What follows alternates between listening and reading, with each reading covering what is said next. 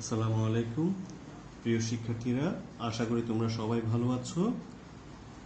আমার আজকের ক্লাসে থাকছে রসায়ন প্রথম পত্রের চতুর্থ অধ্যায় রাসায়নিক পরিবর্তনের শুরুর দিককার একটা গুরুত্বপূর্ণ টপিক, সেটা হচ্ছে রাসায়নিক বিক্রিয়ার সংঘর্ষ তত্ত্ব এবং সক্রিয়ণ শক্তি।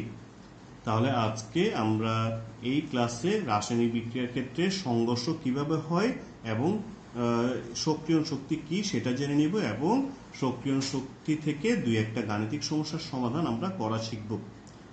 তাহলে যেহেতু আজকে আমরা বিক্রিয়ার সংঘর্ষ করব, তো সংঘর্ষ বলতে নিশ্চয়ই আমরা বুঝি মারামারি, অর্থাৎ আক্রমণ করা, একজনকে গিয়ে অন্যজন আক্রমণ করা।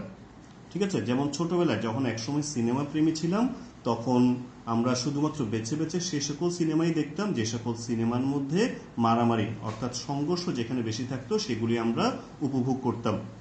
ঠিক আছে, তখন সেই মুভিগুলোতে আমরা দেখতাম যে একজন হিরো এসে একাধিক ভিলেনকে মেয়েরে একদম চিটপটাং করে দিচ্ছে। ঠিক আছে, তাহলে সেই সিনেমাগুলোতে যেরকম সংঘর্ষ দেখানো হতো, তার রাসায়নিক বিক্রিয়ার ক্ষেত্রেও কি সংঘর্ষটাতে সেরকমই হয়? তাহলে উত্তরটা হচ্ছে রাসায়নিক বিক্রিয়ার ক্ষেত্রে অণুগুলোর মধ্যে সংঘর্ষ সেরকম হয় না। তাহলে আসা যাক বিক্রিয়ার ক্ষেত্রে অণুগুলোর মধ্যে সংঘর্ষ কিরকম হয় সেটা আমরা জেনে নিই। তাহলে আমি এক্ষেত্রে সংঘর্ষ বোঝানোর জন্য দুইটা অণু এঁকেছি। দেখো, তাহলে এই দুইটা অণুতে দেখো, মনে করি একটা অণু তার কেন্দ্রের মধ্যে নিউক্লিয়াস আছে এবং বাইরের স্তরে কিছু ইলেকট্রন আছে। তাহলে অপর একটা অণু, তারও বাইরের স্তরে ইলেকট্রন এবং কেন্দ্রের মধ্যে নিউক্লিয়াস আছে। কাজেই এই দুইটা অণু পরস্পর বিক্ষিপ্তভাবে চারিদিকে ছুটাছুটি করতে থাকে। তো ছুটাছুটি করতে করতে যেহেতু তাদের গতিশক্তি বেশি, তারা বিক্ষিপ্তভাবে ছুটাছুটি করবে এবং করতে করতে মনে করি যখন তারা পরস্পরের কাছাকাছি আসতে থাকবে, গতিশক্তির কারণে তারা যখন পরস্পরের কাছাকাছি আসতে থাকে, তখন তাদের মধ্যে চার ধরনের বল কাজ করে। তাহলে আমরা জেনে নিই বলগুলো কি কি। তাহলে দেখো, একটা অণুর ইলেকট্রনের সাথে আর একটা অণুর ইলেকট্রনের মধ্যে যেহেতু এগুলো সমধর্মী, তাই তাদের মধ্যে আমরা বলতে পারি বিকর্ষণ বল কাজ করবে। ঠিক আছে, তাহলে আবার দেখো, একটা অণুর ইলেকট্রনের সাথে আর একটা অণুর ইলেকট্রনের বিকর্ষণ বল কাজ করবে।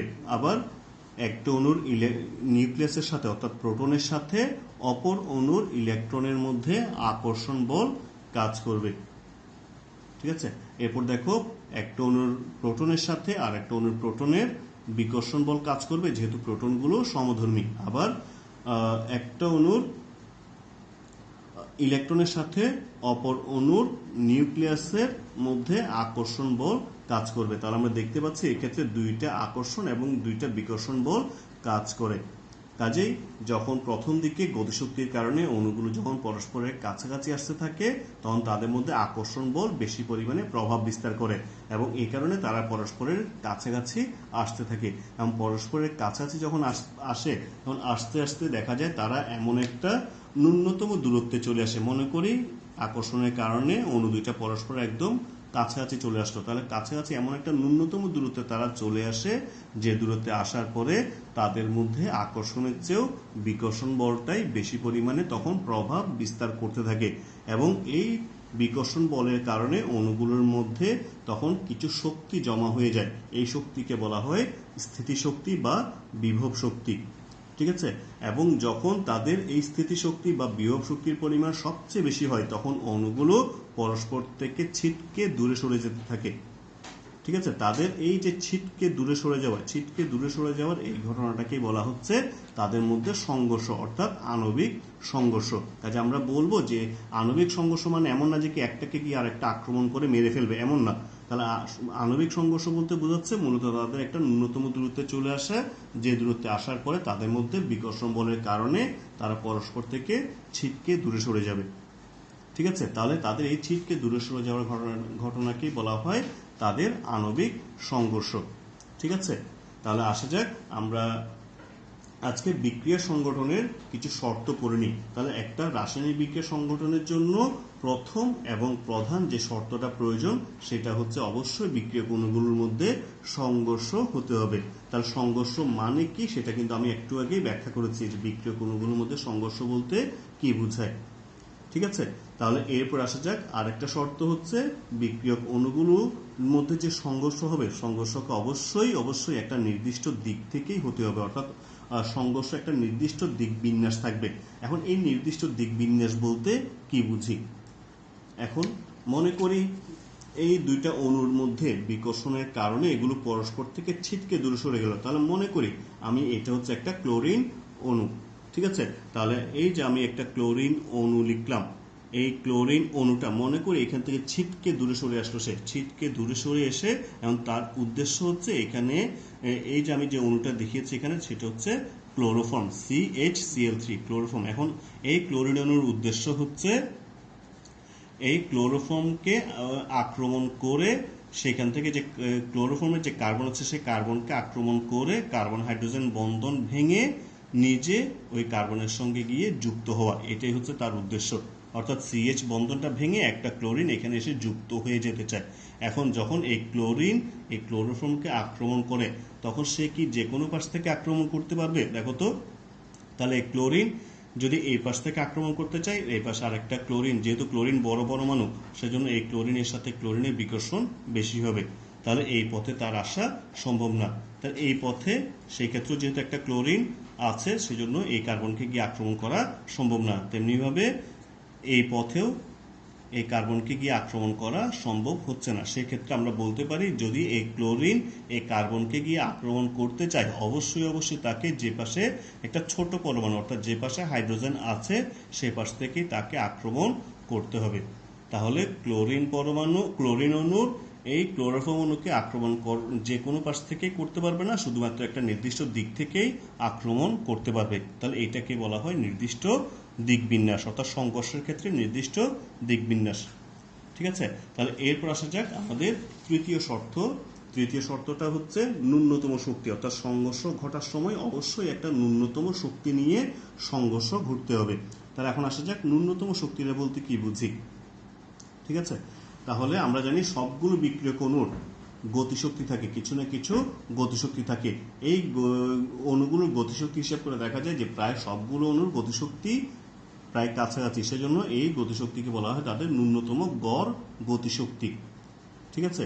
তাহলে পারস্পরিক সংঘর্ষের কারণে বা অন্য যে কোনো উপায়ে যখন কোনো বিক্রিয়ক অণু তাদের মধ্যে এই যে গড় গতিশক্তি আছে তার চেয়ে যে বেশি পরিমাণ শক্তি অর্জন করতে পারলে, অর্থাৎ ন্যূনতম যে পরিমাণ শক্তি অর্জন করতে পারলে তারা বিক্রিয়ায় অংশ নিতে পারে, সেই শক্তিকে বলা হয় তাদের সক্রিয়ণ শক্তি। অর্থাৎ যে ন্যূনতম শক্তি অর্জন করতে হয় সেই শক্তিটার নাম হচ্ছে সক্রিয়ণ শক্তি। এখন আমি সক্রিয়ণ শক্তিটাকে তোমাদেরকে একটু ব্যাখ্যা করে বোঝানোর চেষ্টা করছি। তাহলে মনে করো তোমরা যেহেতু একই সেকশনে আছো, তোমাদের সবারই মেধা একই রকম। তাহলে মনে করি তোমরা এক সেকশনে সবাই একসাথে উচ্চতর শিক্ষার জন্য কোথাও তোমাদের পছন্দ মতো কোথাও পরীক্ষা দিচ্ছ, হতে পারে সেটা ভার্সিটি, মেডিকেল বা ইঞ্জিনিয়ারিং ইউনিভার্সিটি বা যে কোনো জায়গায় তোমরা ইচ্ছে মতো দল বেঁধে সবাই পরীক্ষা দিচ্ছ। যেহেতু তোমরা সবাই একই সেকশনে সেই জন্য আমি ধরে নিয়েছি তোমাদের সবারই মেধা অ্যাভারেজ, অর্থাৎ সবারই মেধা একই রকম।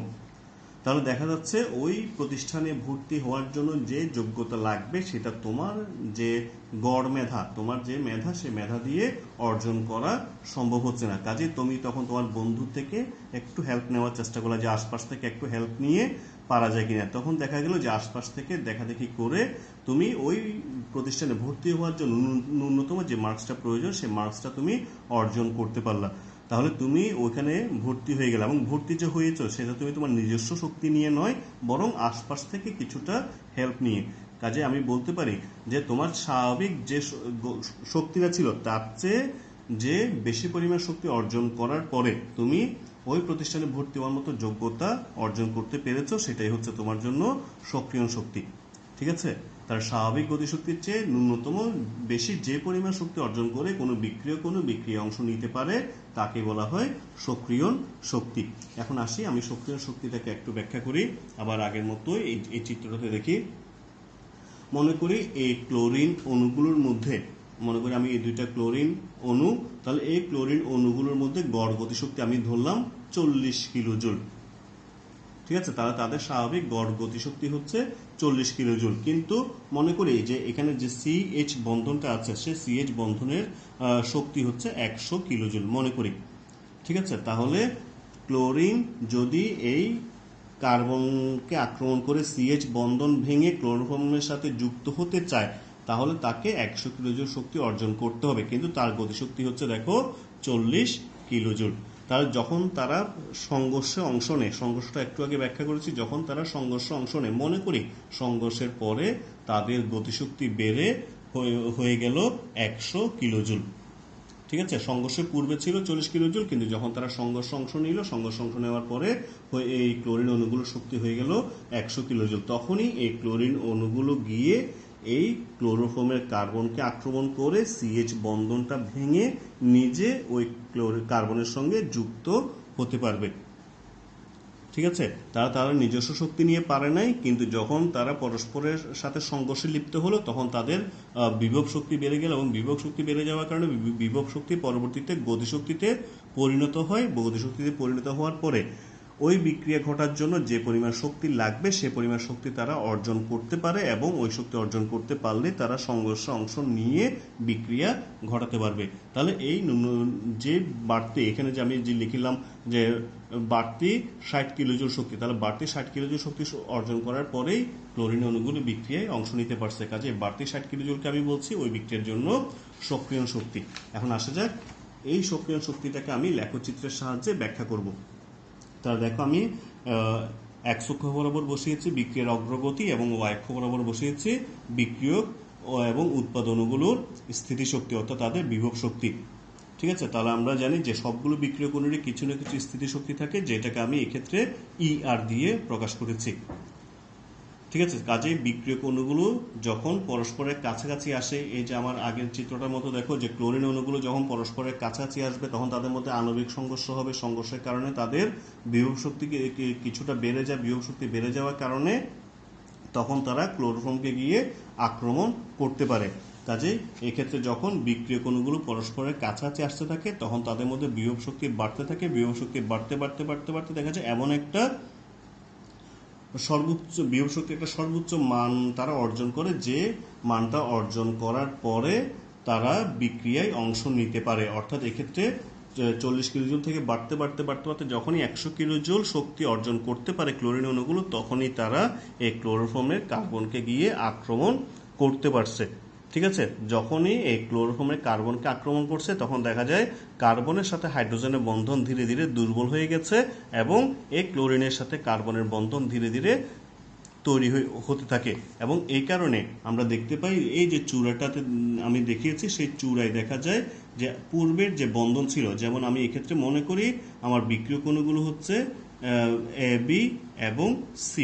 কাজেই সি যখন সক্রিয় শক্তি সি যখন AB এর কাছাকাছি যেতে যেতে থাকে, তখন তাদের মধ্যে বিকর্ষণ বাড়তে থাকে, এবং বিকর্ষণ বাড়ার পরে যখন সি এর অণুগুলোর বিভব শক্তি AB এর মধ্যে যে বন্ধন আছে, সে বন্ধনের শক্তির পরিমাণ হয়, তখন সেক্ষেত্রে AB গিয়ে সি গিয়ে AB কে আঘাত করতে পারে, এবং তখন সেক্ষেত্রে A এর সাথে B এর বন্ধন ভাঙতে থাকে, এবং তখন A বা B যে কোনো একজনের সঙ্গে C এর বন্ধন তৈরি হতে থাকে। তাহলে আমি মনে করি যে A এর সাথে B এর বন্ধন ধীরে ধীরে ভাঙতে থাকবে, এবং A এর সাথে C এর একটা নতুন বন্ধন তৈরি হতে থাকে।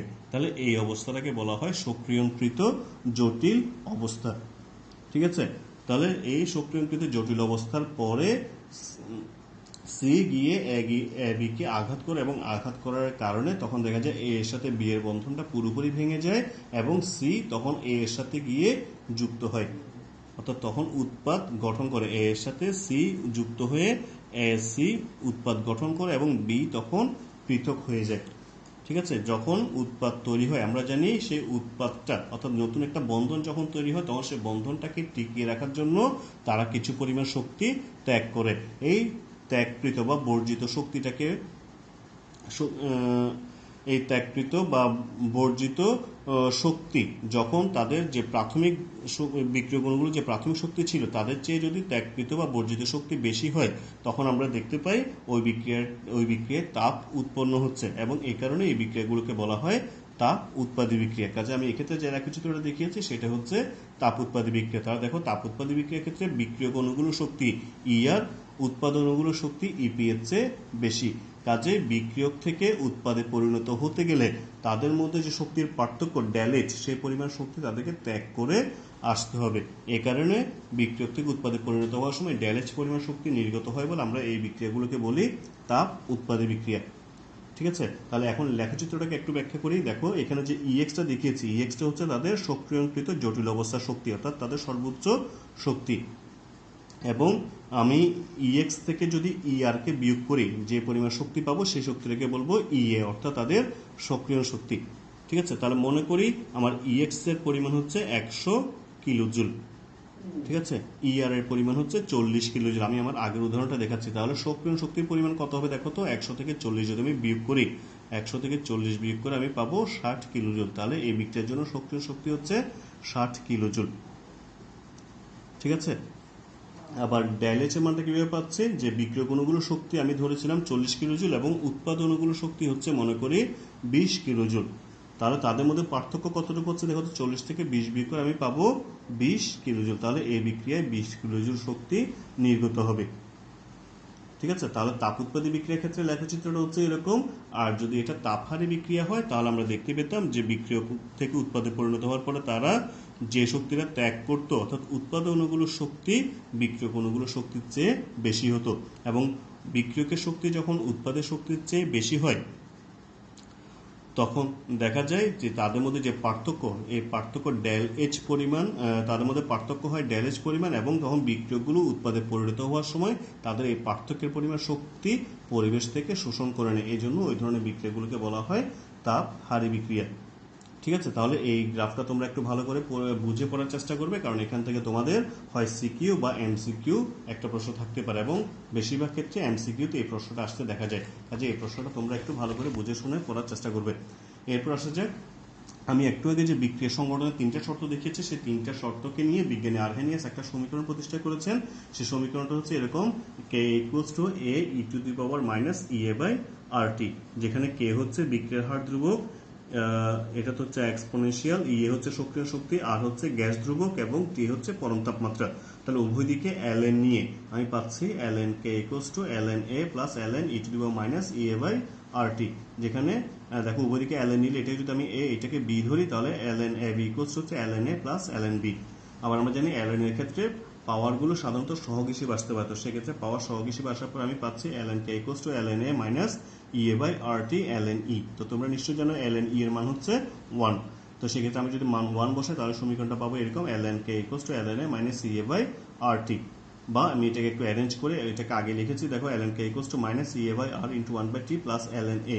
তাহলে এই সমীকরণটা লিখেছি, এবং এই সমীকরণের সাহায্যে পরবর্তী আমি গাণিতিক সমস্যার সমাধান করব। সেজন্য এখন দেখো এই সমীকরণটাকে যদি আমি দুইটা ভিন্ন তাপমাত্রায় প্রকাশ করি, মনে করি T1 তাপমাত্রায় হার ধ্রুবক হচ্ছে K1 এবং T2 তাপমাত্রায় হার ধ্রুবক হচ্ছে K2, তাহলে আমি এই সমীকরণটাই যদি দুইটা ভিন্ন তাপমাত্রার জন্য প্রকাশ করি তাহলে আমাদের 1 নম্বর সমীকরণটা এরকম হবে যে ln K1 equals to E minus EA by R into 1 by T1 plus ln A, এবং ln K2 equals to minus EA by R into 1 by T2 plus ln A. তাহলে এটাকে 2 নম্বর এবং এটাকে 3 নম্বর সমীকরণ ধরে আমি 2 থেকে 3 বিয়োগ করছি, 2 থেকে 3 বিয়োগ করে পাচ্ছি এরকম। তো এখানে দেখো ln K1 minus ln K2, তাহলে এটাকে আমি ln A minus ln B লিখতে পারি। তাহলে ln A minus ln B equals to হচ্ছে ln A বাই B। তাহলে ln K1 by K2 equals to, এখান থেকে আমি ইএ বাই আর কমন নিয়েছি, ইএ বাই আর কমন নিলে থাকে 1 by T1 minus 1 by T2 minus 1 by T1। তো এই সমীকরণটা দিয়ে অঙ্ক করার ক্ষেত্রে তোমাদের একটা জায়গায় ভুল হয়ে যায়, সেটা হচ্ছে T1 T2 বা K1 K2 এগুলো বসাতে গিয়ে। তো তোমরা এভাবে মনে রাখতে পারো, যদি আমরা ln এর ক্ষেত্রে K1টাকে উপরে লিখি তাহলে এখানে শুরুতে হবে T2। ঠিক আছে, আর তুমি যদি এভাবে করতে যে 3 থেকে 2 বিয়োগ, তখন সমীকরণটা আসতো এরকম, ln K2 by K1 equals to E A by R 1 by T1 minus 1 by T2, অর্থাৎ এখানে যদি 2 থাকতো আগে উপরে তাহলে এখানে আগে 1 হতো। ঠিক আছে, তাহলে তোমরা যে কোনো একটা নিয়মে এই সমীকরণটা পড়ার চেষ্টা করবে, এবং এই সমীকরণ, এই যে দুটো সমীকরণ লিখলাম, এই দুটো সমীকরণের সাহায্যে আমাদেরকে কিছু গাণিতিক সমস্যার সমাধান করতে হবে। এখন আসা যাক, আমি দুইটা গাণিতিক সমস্যা দেখিয়েছি। প্রথম গাণিতিক সমস্যাটা দেখো যে নাইট্রোজেন পেন্টক্সাইডের বিয়োজন বিক্রিয়ার ক্ষেত্রে সক্রিয় শক্তির পরিমাণ 103 কিলোজুল পার মোল। এবং বিক্রিয়াটিতে 25 ডিগ্রি সেলসিয়াস তাপমাত্রায় হার ধ্রুবকের মান দেওয়া আছে, তার 0 ডিগ্রি সেলসিয়াস তাপমাত্রায় হার ধ্রুবকের মান আমাদেরকে নির্ণয় করতে বলা হয়েছে। তাহলে দেখো এক্ষেত্রে আমি লিখেছি যে সক্রিয়ণ শক্তি ইএ হচ্ছে কত 103 কিলোজুল। তো 103 কিলোজুলকে জুলে প্রকাশ করেছি, জুলে প্রকাশ করে 1000 দিয়ে গুণ করে জুলে প্রকাশ করেছি। T1 সমান হচ্ছে 0 ডিগ্রি সেলসিয়াস অর্থাৎ 273 কেলভিন, T2 হচ্ছে 25 ডিগ্রি সেলসিয়াস অর্থাৎ 298 কেলভিন। K2 এর মান যেহেতু আমরা জানি যে নিম্ন তাপমাত্রাটা হচ্ছে T1, উচ্চ তাপমাত্রা T2, তাহলে নিম্ন তাপমাত্রা হার ধ্রুবকটাকে ধরেছিলাম K1, উচ্চ তাপমাত্রা হার ধ্রুবক হচ্ছে K2। তাহলে আমি K2 সমান লিখতে পারি 2 × 10⁻³ এবং K1 এর মানটা আমরা নির্ণয় করব এবং R এর মানটা হচ্ছে SI এককে গ্যাস ধ্রুবকের মান 8.314 জুল পার কেলভিন পার মোল। এখন প্রশ্ন হচ্ছে এখানে আমি কিলোজুলকে জুলে কেন লিখছি, এটা কারণটা হচ্ছে দেখো আমি এক্ষেত্রে আর এর একক যেটা লিখেছি, আর এর মান যেটা লিখেছি সেই মানের মধ্যে একক হিসেবে আছে জুল, সেজন্যই আমি এক্ষেত্রেও কিলোজুলকে জুলে কনভার্ট করেছি। তাহলে এখন দেখো আমাদের সমীকরণটা হচ্ছে ln K1/K2 EA/R × 1/T2 - 1/T1। তাহলে এক্ষেত্রে মানগুলো বসিয়েছি, আমি মানগুলো বসিয়ে পেলাম -3.807। তাহলে ln K1/K2 এটা। এখন আমাকে ln কে বাদ দিতে হবে, তাহলে উভয় দিকে যখন আমি NTln নিব, NTln নিয়ে আমি পাবো K1/K2 e⁻−3.807। তাহলে এক্ষেত্রে আমি মান বসিয়ে পাচ্ছি 0.022 এবং এক্ষেত্রে K1 এর মান আমাকে নির্ণয় করতে হবে, K2 এর মান দেওয়া আছে, বসিয়ে পেলাম K1 এর মান 4.44 × 10⁻⁵ পার সেকেন্ড। তাহলে এটাই হচ্ছে আমার 0 ডিগ্রি সেলসিয়াস তাপমাত্রায় হার ধ্রুবকের মান। এখন আরেকটা অঙ্কে আসা যাক যে নাইট্রোজেন পেন্টঅক্সাইড, এটা বিয়োজন বিক্রিয়া দেওয়া আছে যে এটা বিয়োজিত হয়ে নাইট্রিক অক্সাইড এবং অক্সিজেন উৎপন্ন হচ্ছে এবং এই বিক্রিয়ার ক্ষেত্রে ln K এর বিপরীতে 1/T বসিয়ে যে লেখচিত্র আমরা পাবো সে তার ঢালের মানটা হচ্ছে -2.2 × 10⁻⁵। তাহলে এই বিক্রিয়ার সক্রিয়ণ শক্তি কত আমাকে নির্ণয় করতে হবে। তাহলে দেখো আমি প্রথমে এখানে একটা সমীকরণের কথা বলেছিলাম যে ln K = -EA/R × 1/T + ln A। তাহলে দেখো এই সমীকরণটাকে যদি আমরা আমাদের সরলরেখার সাধারণ সমীকরণের সাথে তুলনা করি, y = mx + c, তাহলে আমাকে y অক্ষ বরাবর বসাতে হবে ln K এর মান, x অক্ষ বরাবর বসাতে হবে 1/T এর মান। তাহলে দেখো আমি y অক্ষ বরাবর বসিয়েছি ln K এবং x অক্ষ বরাবর বসিয়েছি 1/T। তাহলে যে সরলরেখাটা পেলাম তার ঢালের মানটা হচ্ছে কত, দেখো ঢাল m হচ্ছে কত -EA/R। তাহলে আমি ঢালের মানটা পেয়েছি কত -EA/R। এখন আমাকে প্রশ্নের মধ্যে ঢালের মান দেওয়া আছে -2.2 × 10⁻⁵। তাহলে আমি লিখতে পারি ঢাল -EA/R এবং প্রশ্ন মতে -EA/R হচ্ছে -2.2 × 10⁻⁵। তাহলে এক্ষেত্রে আমি E এর মানটা নির্ণয় করেছি, আর এর মানটা বসে, তাহলে এক্ষেত্রে গুণ করে আমরা E এর মানটা নির্ণয় করতে পারবো। ঠিক আছে, তাহলে তোমরা এই আরহেনিয়াস সমীকরণ দিয়ে গাণিতিক সমস্যাগুলো সমাধান করার চেষ্টা করবে এবং খুব জোর দিয়ে তোমরা সক্রিয় শক্তিটা বুঝে পড়ার চেষ্টা করবে এবং কোনো সমস্যা থাকলে আগামীকালের ক্লাসে আমাকে সেটা জানাবে। আমি চেষ্টা করবো তোমাদের সামনে আরেকটু সহজভাবে সেটাকে উপস্থাপন করার।